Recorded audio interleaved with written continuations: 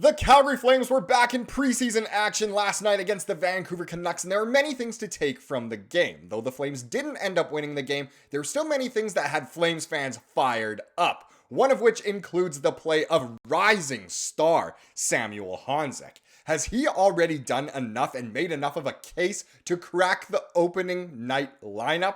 We're going to get into that and more in this video, but first I want to welcome you to Flames Digest. I am Mark Griffith. If you're new around here, you love the Flames, make sure you subscribe so you can stay up to date on all the latest news, updates, reports, and rumors revolving around your Calgary Flames. We would love to welcome you to the Flames Digest family, and let's talk about the game last night. You know, it was a decent result, and the reason why I say that is because, look, the Flames did not get the W, which is too bad because the Flames love gathering up those preseason dubs. I thought we were going to go undefeated for sure, but the Flames did indeed end up losing this one 4-3 to the Vancouver Canucks in overtime. They let Vancouver obviously tie it late, and then Vancouver went on to win this one in OT. But the reason why it isn't a terrible result and why it was actually a decent result is because the Flames weren't playing their top lineup. In fact, it seemed like the most veteran players on the team, at least in terms of how long they've played with the Flames, were Zary and Pospisil, kind of leading their old Wranglers teammates and some of the other young guns, some of the newbies as well, against a Vancouver team that in no way was playing their prime lineup,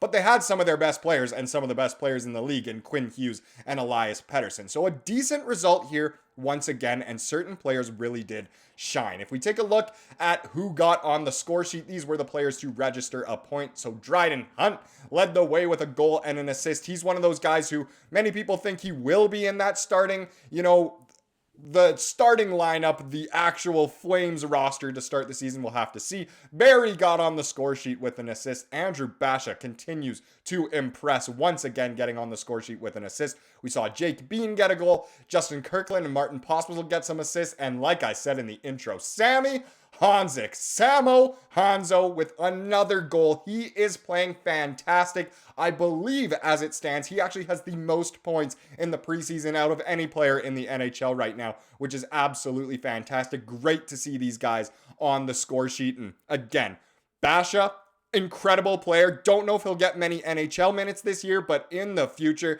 this guy is going to be a staple of our lineup. He has been so good. Great to see Barry getting assist as well. You know, him making a case to get that contract, get on the team.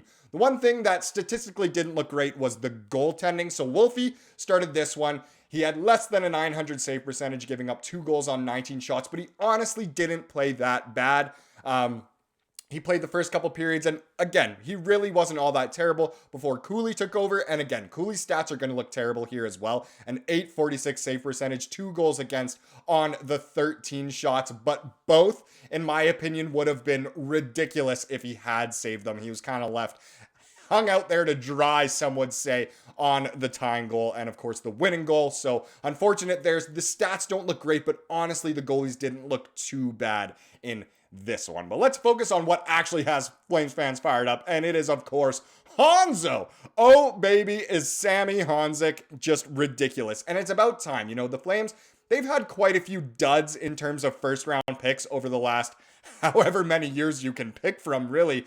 But Honzek, was disappointing because of injuries, and last season, he only played a handful of games, I think 30-some games or something like that. So it's great that he's healthy, and he has looked amazing. And Eric Francis of Sportsnet agrees with his article here. Flames takeaways, Honzek continues to be story of camp, and how could he not? In a game that featured each of the Flames' last 6 first-round picks, it was one of the more unlikely lads who shone the brightest. But then, that's when Sam Honzek has done throughout this preseason. Or I don't even know if I said that's when, I meant that's what Sam Honzek has done throughout this preseason, and it truly has. In fact, with a third period goal late in a 4-3 overtime loss to the Canucks in Abbotsford Wednesday, the 19-year-old Slovak prospect moved to the top of the NHL's preseason scoring ranks. Incredible stuff from him. Driving to the net to redirect a nifty pass from fellow countryman Martin Pospisil, Honzek's first of the preseason gave him 6 points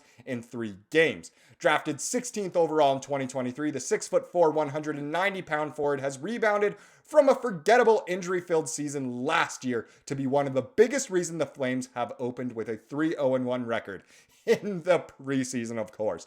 He's using his body to drive to the net, create all sorts of offense, and become one of the stars of every game he's played in alongside some of the NHL's best. He essentially is the NHL's best at this point. What's next here? One of his best plays of the night was a dandy cross-seam pass to Matvei Gradin that saw the fellow first-rounder robbed by Canucks netminder Jiri Patera. While the Flames don't have any obvious spots open up front for Honzek to snag coming out of camp, the kid who is almost certainly destined to start the season with the Wranglers is doing his part to push the issue. So again, it's almost set in stone that he will be with the Wranglers to start the season. But holy crap, is he ever making a case for himself. He is absolutely unreal out there, and other people do agree. First of all, his fellow countryman in Martin Pospisil here, here's what he had to say. The first game, he was outstanding. Also the second game. I'm really proud. He just has to keep playing like that, and that is Pospisil speaking on Honzek. He really likes what he sees, just like the rest of us do.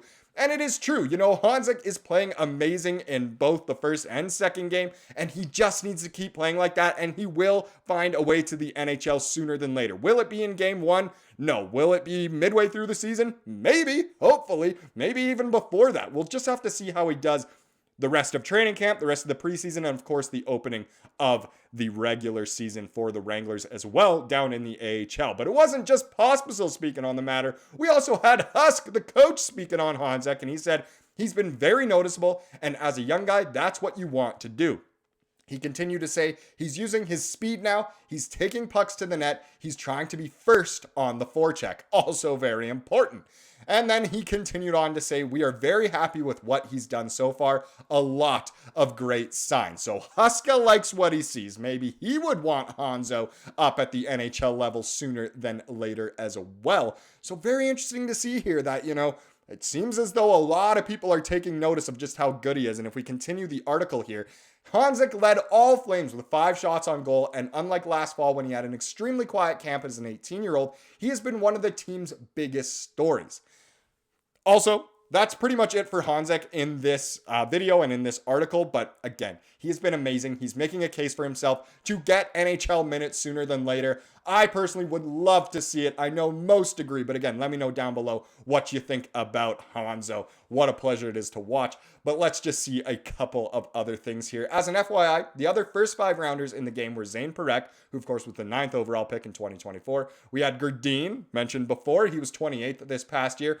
Matt Coronado was also playing, the 13th overall pick from 2021. Connor Zary, the 24th overall pick in 2020, who just is a Flame at this point. And Jacob Pelletier, who was the 26th pick in 2019. Pelletier, once again, a little bit disappointing. Wasn't able to get on the score sheet. Did he have a bad game? No, but the exact opposite of Honzek here. Pelletier is not making a case for himself. He needed to take over this preseason in order to try and get a spot on the Flames roster, and it just doesn't look likely at this point. It's almost looking more likely like the Flames will trade him. Maybe that's why they re-signed him. Either way, interesting, and we'll keep our tabs on Pelts, of course.